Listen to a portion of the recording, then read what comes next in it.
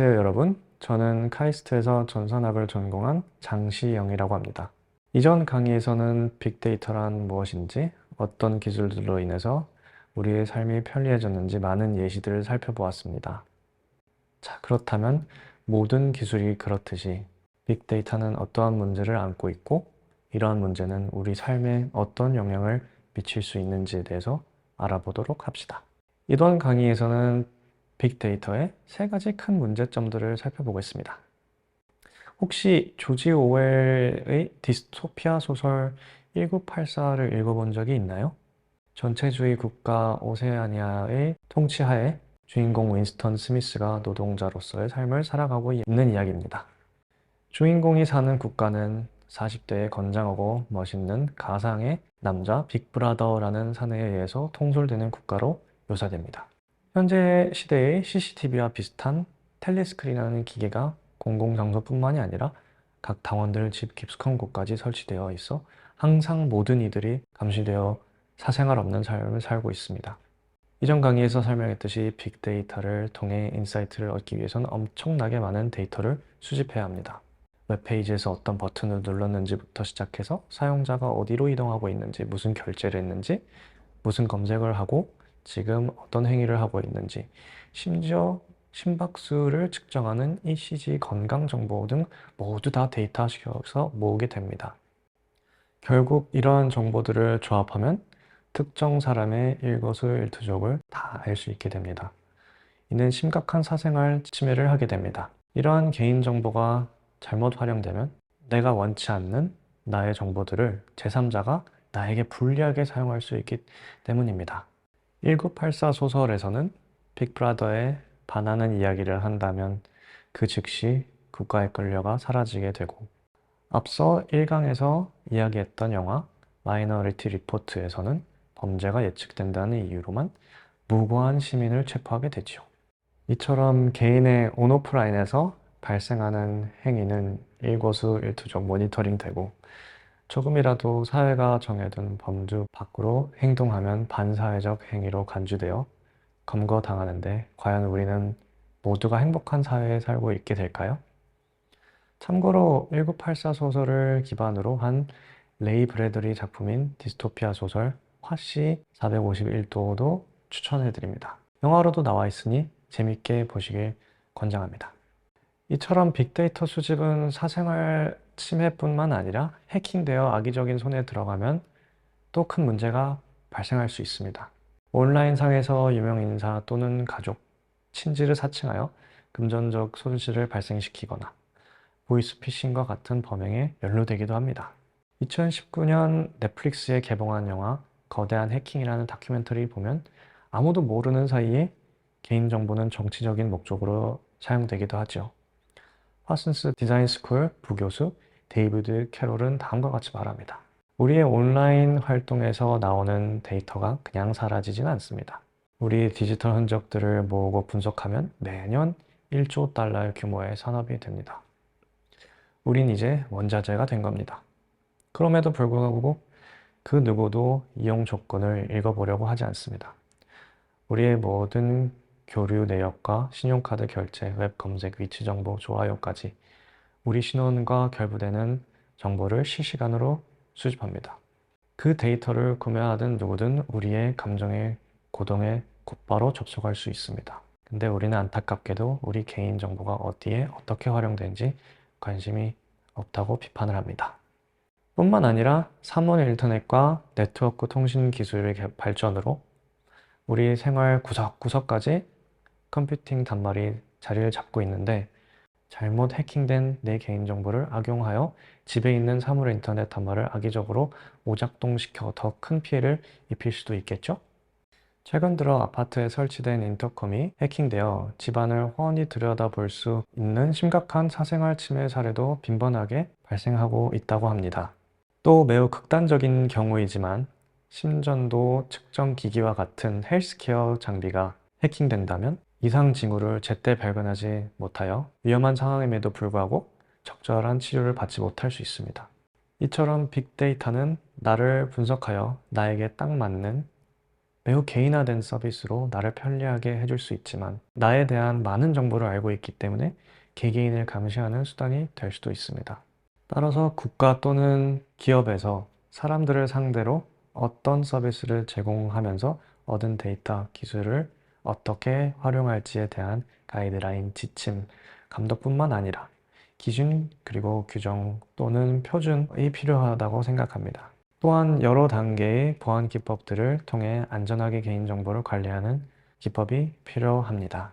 캐시 오닐의 대량 살상 수학 무기라는 책에서 지적하는 빅데이터와 알고리즘의 문제는 활용의 목적에 걸맞는 데이터가 없고 평가 방법도 없다는 문제를 지적합니다.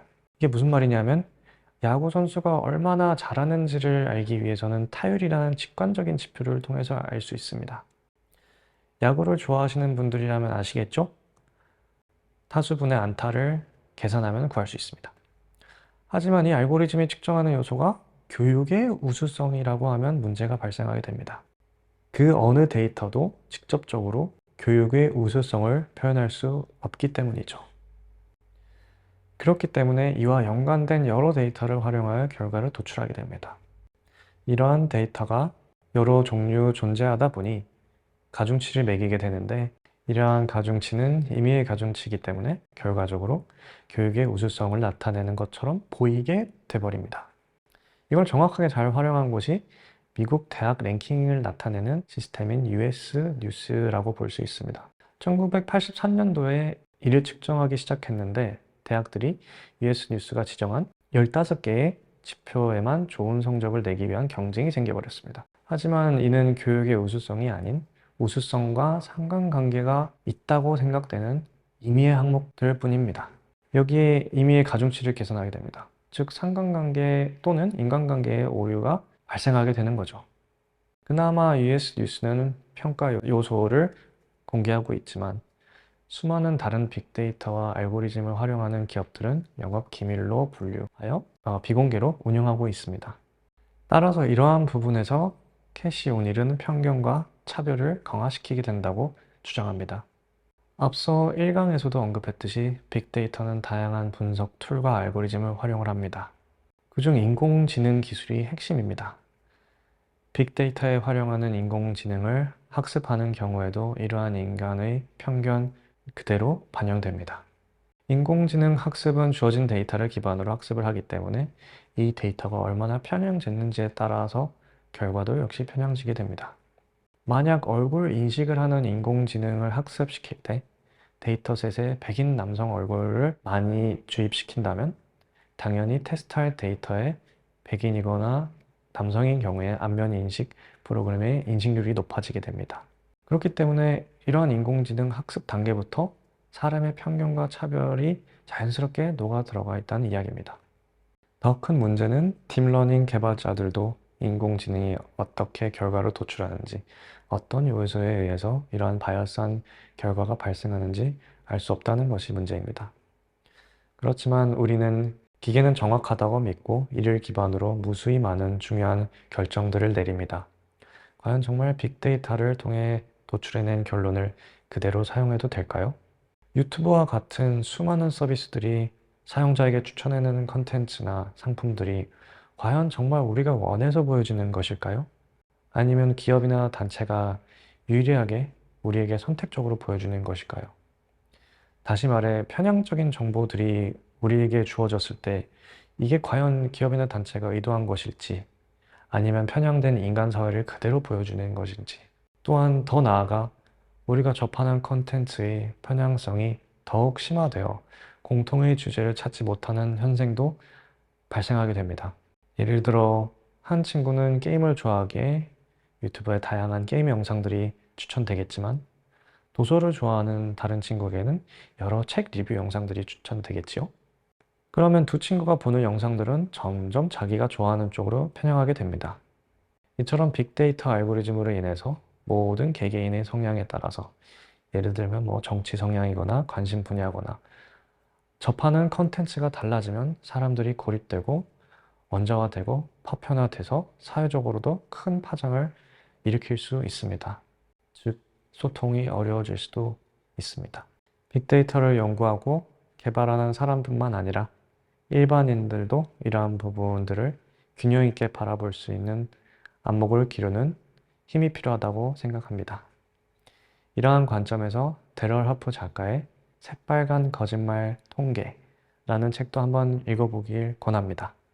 또 테드 강연에 관심이 있는 분들이라면은 2016년에 발표된 트리시아 왕 연구원의 빅데이터에 없는 인간의 통찰력이라는 15분짜리 강연도 한번 보시길 바랍니다. 앞서 설명한 바와 같이 데이터는 정보화 시대에선 산업화 시대의 석유와 같은 존재입니다. 이러한 빅데이터 시대에서 데이터를 소유하는 단체가 시장을 선점하는 현상이 발생을 하고 있습니다. 즉, 보유한 데이터를 활용하여 새로운 분석 알고리즘, AI 기술, 인력, 설비들에 투자하고 이를 통해 새로운 부가가치를 창출하고 다시 수익을 올린 회사는 서비스 질 개선에 투입되어 다른 기업의 시장 진입을 원천 봉쇄시키기도 합니다.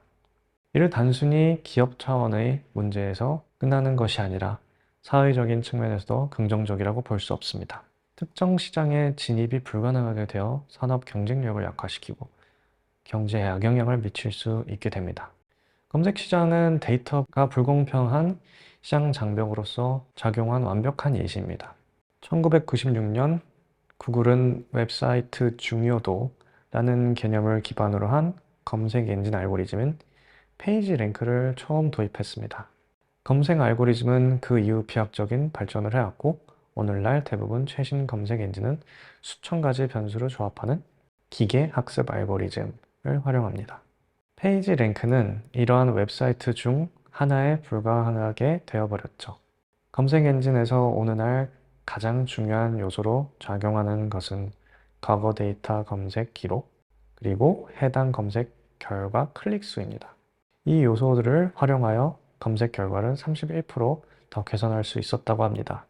오늘날 검색 엔진들은 과거의 데이터 없이는 더 좋은 검색 결과를 얻기 힘듭니다. 아무리 좋은 인공지능 알고리즘 등의 기술을 가지고 있다고 하더라도 이 검색 시장에 진입하기도 어렵고 경쟁할 수 없는 것이 현실입니다. 왜냐하면 이미 시장에 진입한 사람들이 과거의 사용자 행위에 대한 방대한 데이터를 갖고 있기 때문입니다. 구글 이후 검색 시장에 진입하려고 했던 마이크로소프트는 바로 이러한 어려움에 부딪힌 것으로 보입니다. 이를 해결하기 위해 야후 검색과 연합을 맺어 빙을 탄생시켰지만 아직도 역부족인 게 현실입니다. 이 문제는 검색 분야에만 한정되지 않습니다. 즉, 한번 해당 시장을 장악한 경우 돌이킬 수 없는 차이가 나버리게 됩니다. 뿐만 아니라 빅데이터의 독점과 편향적인 알고리즘과 기술들은 불공정한 경쟁과 자유시장에도 큰 위협이 될 수 있습니다. 예를 들어 한 검색 사이트에서 검색된 관심 제품 목록 상단에 경쟁력이 떨어지는 자사 제품을 더 많이 노출될 수 있도록 알고리즘을 적용하는 경우 더 우수한 제품을 만들 수 있는 경쟁력 있는 회사가 시장에서 밀려날 수도 있습니다. 이러한 현상이 지속된다면 다른 제품들은 시장 경쟁력을 서서히 잃게 될 수도 있습니다. 그렇기 때문에 빅데이터 독점 관련해서도 역시 적당한 규제가 필요한 것으로 보입니다. 데이터 독점에 대한 문제들을 더 자세하게 알아보고 싶다면 빅토르 마이어 쉔버거 저자의 빅데이터가 만드는 세상이라는 책을 추천드립니다. 지금까지 두 편의 강의를 통해서 빅데이터에 대해서 알아보는 시간을 가졌습니다. 모든 기술이 그렇듯이 빅데이터는 잘 사용한다면 우리 삶에 아주 편리한 서비스가 될 수 있지만 악의적인 의도를 가진다면 사회적으로 큰 파장을 가져올 수도 있습니다. 오늘 설명한 이슈 3가지 사생활 침해, 빅데이터의 편향성, 그리고 데이터 독점은 빅데이터 기술에 있어서 앞으로 해결해야 될 과제인 것 같습니다. 이와 관련된 일들을 해보고 싶은 분들은 정보 보안 또는 사이버 보안 기술에 관심을 가져보면 좋을 것 같습니다. 강의를 들어주셔서 감사합니다.